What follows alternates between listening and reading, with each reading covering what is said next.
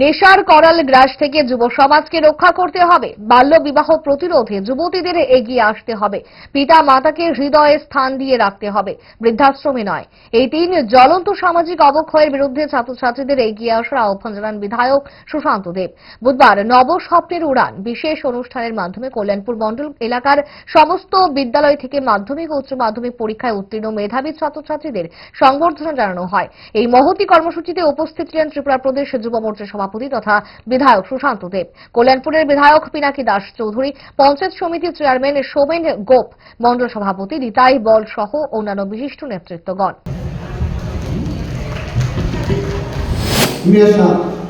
নেশার করার কাছ থেকে যুব সমাজকে রক্ষা করতে হবে।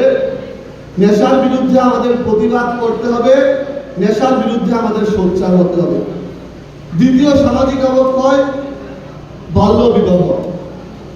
এই চাইল্ড ম্যারেজের কারণে আমাদের বোনেদের ফিউচার নষ্ট হয়ে যাচ্ছে। আমি বিশেষ করে আমার বোনেদের কাছে রিকোয়েস্ট করব, তোমরা যেখানেই বাল্য বিবাহের কথা শুনবে, তোমাদের পাড়াতে বন্ধু বান্ধব যেখানেই শুনবে, সেটার বিরুদ্ধে তোমাদের প্রতিবাদ করতে হবে এবং বাল্য বিবাহ মুক্ত সমাজ ব্যবস্থা আমাদের করতে হবে। এবং তৃতীয় সামাজিক অবক্ষয় যেটা নিয়ে চর্চা কম হয়, বৃদ্ধাশ্রম।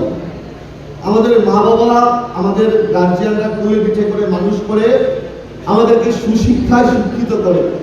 আমরা ওয়েল এস্টাবলিশড হয়ে যাই, কিন্তু আমরা যখন এস্টাবলিশড হয়ে যাই, আমাদের মা বাবার স্থান আমাদের হৃদয়ে না হয়ে বৃদ্ধাশ্রমে হয়।